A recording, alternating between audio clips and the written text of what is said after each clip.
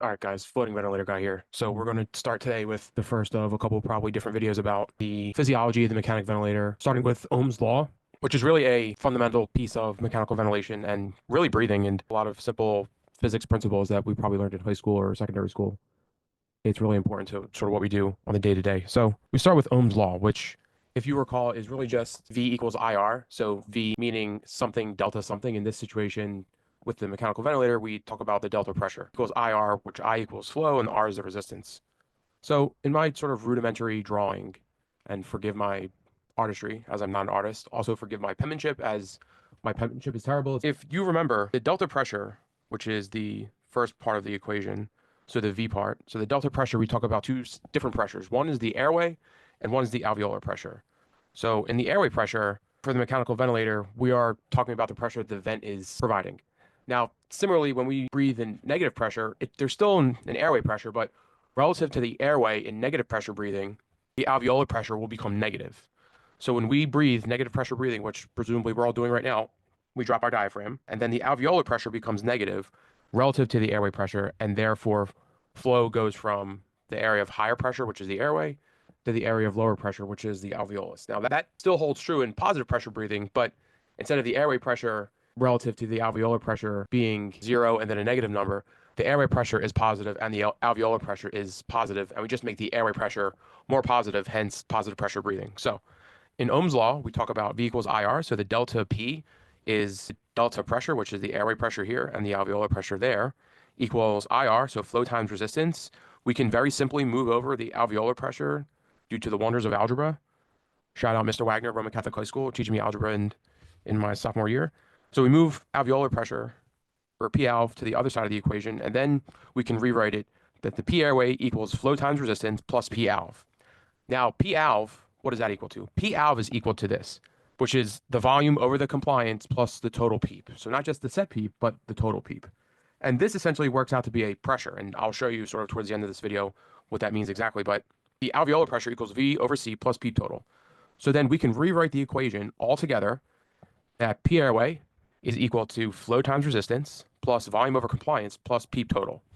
And some ways that people teach mechanical ventilation, we talk about two separate pressures. One is the resistive pressure and one is the distensive pressure. So the pressure to overcome the resistance of the lung, is sort of the first part. And then, so we have to overcome the resistance of the lung, and that includes everything, meaning the ET tube, the large and small airways. And then we have to distend the lung, right? So we have to distend the lung, not only the lung, but chest wall. We have to push the chest wall off of the lung and then distend the lung. And that pressure is going to be equal to the V over C plus the PEEP total component. And remember, compliance, while we normally think of is a function of the lung itself, whether there's pulmonary edema or pneumonia or whatever that may be, decreased compliance of the lung can also be related to decreased chest wall compliance. So things like obesity or neuromuscular disease or simply someone sort of holding you down. It's hard to breathe against if you have a dog or a small child who's you're playing with and maybe they sit on your chest. As the bigger they get, the harder it is to breathe because the chest wall compliance goes down. So you have to not only move the lung and your chest wall, but then whatever else is on top of it. So whether that's a person, a dog, or just more weight. So this is the fundamental equation for the ventilator. And I am almost a bit nervous to really focus the way that I teach around this because it seems incredibly challenging up front, and I think it is. But once you have a really good handle on the mechanical ventilator, I think becomes much easier to manipulate. And more importantly, you'll be able to tell what is happening or troubleshoot things that are going wrong with the mechanical ventilator if you have this very basic concept down. So we then move to a very simple waveform drawing. And this could be anything that you want. It could, except for PRVC, obviously. So this could be pressure control, it can be volume control. And what I want you to focus on is three lines that I drew through it. So the first line, which is red. So imagine the time point that the red line is going through. At that time point, there's no flow, so which is the very beginning of inspiration, there's no volume delivered. So volume is still zero, right? There's no volume delivered. We just started inspiration. So the V over C component is X'd out, right? Because there's no volume. So V equals zero. Therefore, that term goes away. So what you're just left with is the airway pressure, which is, if it's pressure control, let's just say that we set the PEEP to 5 and we said we are going 15 above that. So the total would be 20. The airway pressure is 20, right? And that's made up of the 5 that we set. So that 5 goes here. And then the rest of the pressure is given by the flow and the resistance piece of it. Now, as you move through inspiration, so let's say the yellow line, let's say that's halfway through inspiration, some of the pressure has now there's still that flow times resistance component, but now that V over C component starts to gain some steam because you've delivered some flow, right? You've delivered some flow over time. Therefore, by definition, you've delivered volume. So if you look at the purple that I'm drawing in the volume time curve, that's all volume that you've delivered. And with that volume comes a pressure. Now, as you move through inspiration toward end inspiration, let's say at the very moment at end inspiration, that flow goes to zero. The flow times resistance component goes away, right? Because flow is zero. So 0 times R just becomes 0. So we can X that out. And then what you're left with is P airway equaling P alveolar. So theoretically, if the patient is passive or paralyzed, that I keep talking about, these measurements have to be taken on patients that are passive or paralyzed to be very accurate. And because then once the patient is not passive or paralyzed, we have to add in the patient's work of breathing, which we term that sort of PMUS or P muscle or patient, however you want to use the terminology. We use PMUS. PMUS is the work that the patient does, which is negative relative to the ventilator. However, because the alveolar pressure becomes more negative, remember, flow will go from the area of higher pressure to lower pressure. So if the patient is dropping their diaphragm and expanding that space in their thoracic cavity, more flow for any given amount of time is going to be able to flow from the ventilator to the patient if you're in a pressure control mode, let's say. Therefore, the volume can be bigger. So when we talk about maybe in the next video, things like peak pressure, plateau pressure, it depends on what mode you're in, right? Because you won't have high peak pressures in a pressure controlled mode because you set the peak pressure. You set 5 over 15, therefore the peak is 20. It'll always be 20. That's the function of pressure control ventilation. The peak doesn't change. What changes is the flow and the volume given the resistance and the compliance and also the PEEP. So when we talk about high peaks or high plats, first you need to know what mode we're in, because depending on the mode you're in, certain values are locked. We can't impact those values. So in a pressure control mode, the pressure is locked. So you shouldn't, if you're wondering what's going on with the patient, you shouldn't look at the pressure tracing because that's not going to change, or it shouldn't change.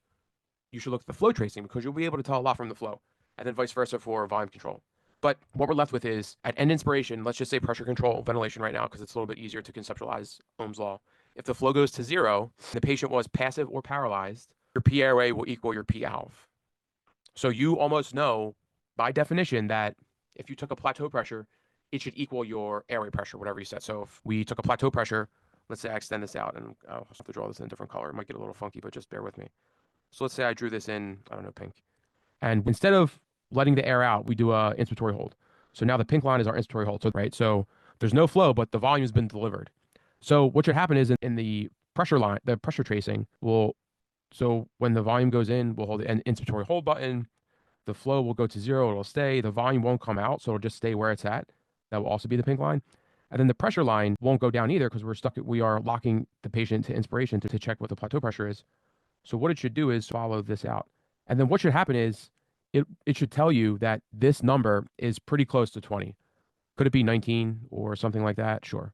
It really shouldn't be much less than that, though, if we were correct about our waveform analysis. It should be somewhere close to 20, 18, 19, 20, pretty close. Now, if the patient was breathing in during this, i.e. not passive or paralyzed, then things would change. Then you wouldn't know. By definition, you wouldn't know what the plateau pressure is unless you measured it because the patient is contributing to this.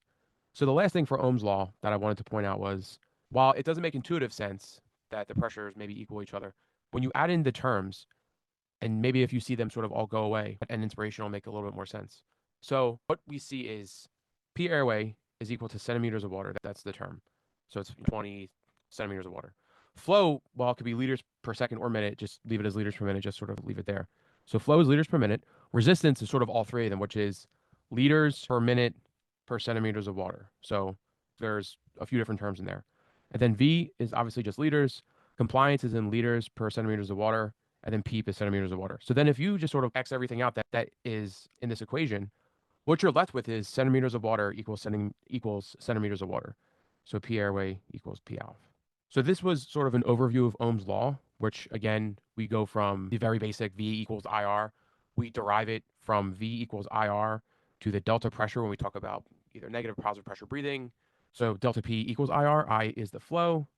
So we go P airway minus P alv. So the airway pressure minus the alveolar pressure equals flow times resistance. Then if you move P alv over to the other side, it becomes P airway equals flow times resistance plus P alv. We sub in what it's equal to, which is V over C plus PEEP total. We sub that in. And then what we're left with is Ohm's law, which is the workhorse equation of the mechanical ventilator, that if we understand that, or if we can understand that, we can really make an impact and we'll understand the mechanical ventilator much more and be able to, when we look at this tracing, we should be able to figure out if we understand this equation, what is at play? Has resistance gone down? Compliance gone down? Is there possibly auto peep? Is the patient have too much worker breathing? Is the patient completely passive on the ventilator? So my goal is to sort of move through all those in time. It does take a while to go through and it can be very confusing, but the first thing we need to get down is Ohm's law, which again highlighted here is P airway plus flow times resistance plus V over C plus peep total. I appreciate everyone's attention and listening and subscribing to the Instagram and YouTube channel, and keep on spreading the word, and we'll go through this mechanical ventilator journey together. Thanks again.